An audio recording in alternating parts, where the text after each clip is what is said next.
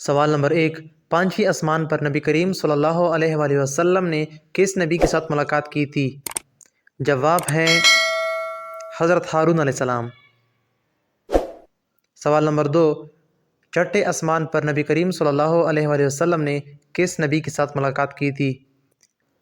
جواب ہے حضرت موسیٰ علیہ السلام۔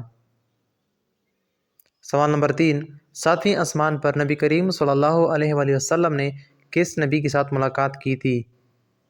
جواب ہے حضرت ابراہیم علیہ السلام۔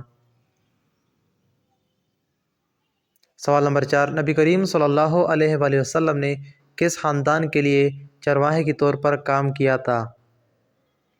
جواب ہے بنو سعد۔ سوال نمبر 5، کس جنگ میں کس نے افواہ اڑائی کہ محمد صلی اللہ علیہ وآلہ وسلم شہید ہو گئے ہیں؟ جواب ہے جنگ بدر میں۔ سوال نمبر 6، کس نے آواز لگائی کہ ایک افواہ تھی محمد صلی اللہ علیہ وآلہ وسلم زندہ ہیں؟